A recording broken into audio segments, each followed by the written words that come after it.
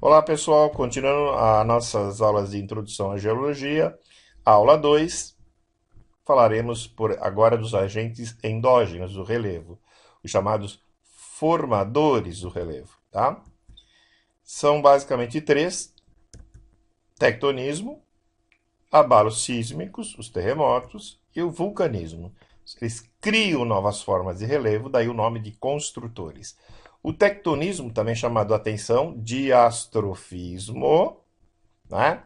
Se ele for horizontal, vai dar origem às orogêneses, processo de formação de montanha. Oros, montanha, gene, origem.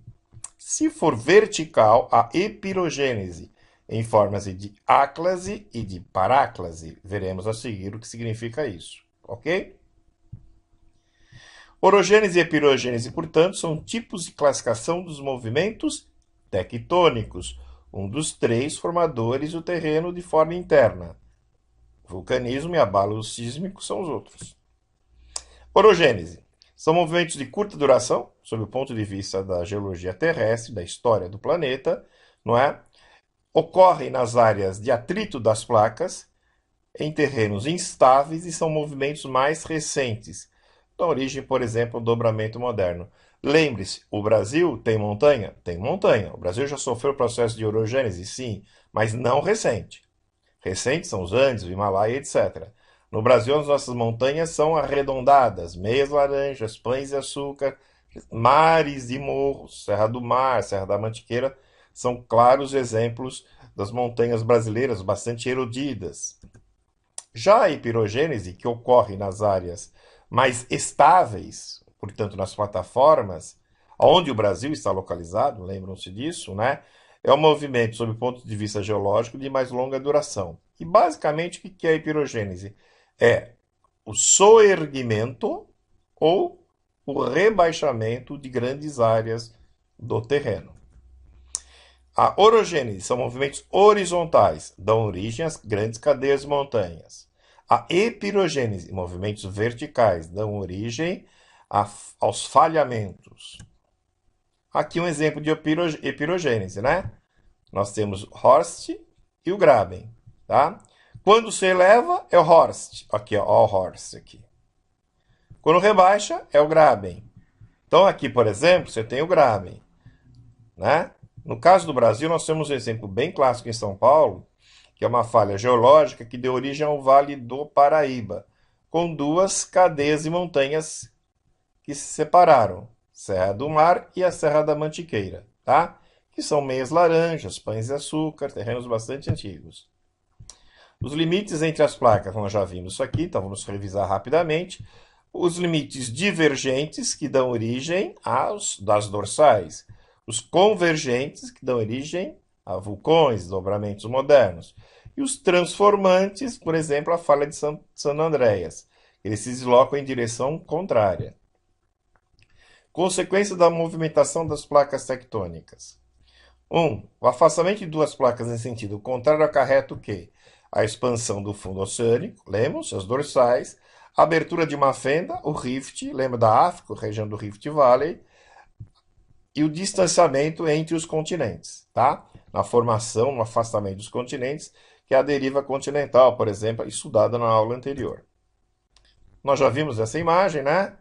Então temos aqui um movimento convergente, olha lá, duas placas em direção contrária, elas se chocam. A diferença de densidade faz com que uma penetre embaixo da outra, numa zona de subducção, na astenosfera, e aí eu tenho origem a vulcões e cadeias de montanhas, já que esta rocha, ao penetrar na astenosfera, derrete, mais magma lá dentro não cabe, ele tem que sair, e ele vai encontrar essa subida no terreno para formar os dobramentos ou os vulcões. Então, nós temos aqui a convergência de uma placa dando origem ao processo de subducção, às cadeias de montanhas, e, obviamente, no movimento desse que eu tenho abalos sísmicos que ocorrem quando há o choque dessas placas. Aqui, pessoal, nos dobramentos, vamos dar uma olhada aqui, ó. Dobramentos. Então, vou voltar aqui. Dobramentos. Resultam de pressões horizontais na litosfera, onde as rochas não oferecem grande resistência. Então, os dobramentos, a palavra está falando dobra em áreas do terreno de rochas mais maleáveis. Então, eles ocorreram em diversas eras geológicas, na pré-cambriana e na Cenozoica. O Brasil tem essas formas mais antigas, né? Quando aqui você tem esse movimento para baixo, esse movimento chama-se ciclinal. A dobra é para baixo, é ciclinal. Quando a dobra é para cima, anticiclinal. Ok? Portanto, ciclinal e anticiclinal são movimentos de dobras que vão ocorrer no choque de duas placas em terrenos de menor resistência. Aqui vocês têm um exemplo. Olha, perfeito, de verdade na rocha. Olha aqui, a dobra, claramente. Isso aqui não é um desenho, isso é um fato, né? Claramente vocês têm o dobramento dessas rochas. E veja como elas são estratificadas aqui, demonstrando essa menor resistência. Os falhamentos, atenção aqui, ocorrem em terrenos de pouca plasticidade, em terrenos mais duros, mais resistentes, tá? Eles vão então se quebrar em vez de dobrar. Aqui você tem uma falha normal quando ela sobe, uma transcorrente quando ela desce e uma aqui tangencial, tá? A pressão dá-se por forma vertical, constituindo-se movimentos epirogênicos. Então, falhamentos, terrenos mais resistentes, portanto, em terrenos mais estáveis, que vão dar a origem a esse fenômeno. Olha lá, produz as fraturas que ocorrem de duas formas. Se for uma falha, paráclase. Se for uma fissura, diáclase. Paráclase, falha. Fissura, diáclase. E aqui vocês têm, né, o Horst e o Graben, que já vimos anteriormente, que são exemplos de falhamentos. Olha lá. A parte mais elevada, chamada de pilar, ou Horst. E a parte mais baixa de fossa tectônica, ou Graben. Lembra dos lagos tectônicos da África, na região do Rift Valley? Olha aqui, ó. Tá vendo? É um Graben. No Brasil, Vale do Paraíba.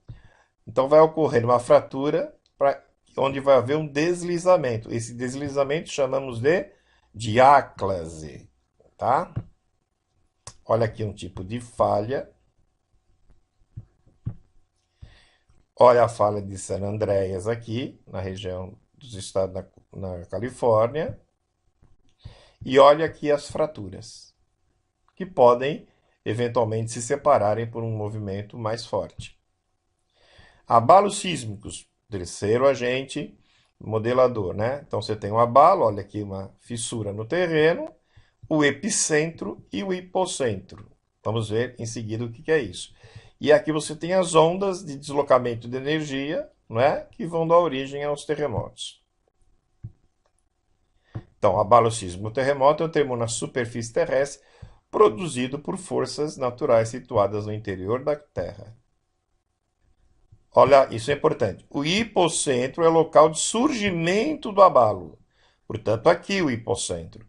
Enquanto o epicentro é o local de manifestação. Portanto, perto da superfície. A magnitude do abalo é determinada pela escala Richter. As principais ocorrências: vibração do solo, abertura de falhas, deslizamentos de terra, tsunamis quando é no mar, o maremoto, né? E até mudanças na rotação da Terra, como aconteceu no tsunami na Ásia no começo desse século. Então, epicentro é a parte da superfície. Hipocentro é o local interno onde ocorre o terremoto. E aqui você tem um exemplo de vulcanismo, né? Surgimento pelo rompimento da crosta, ativos, inativos e extintos, né? Então, no Etna, no Vesúvio são ativos e tem vulcões extintos, né? Que já ocorremos aqui no Brasil. E os inativos, que podem, em qualquer momento, entrar em ação, certo? A chaminé, aqui, né, as divisões. Vejam aqui que é a rocha magmática, Vocês estão vendo que ela vai expelindo, né? Essa lava vai se acumulando na lateral,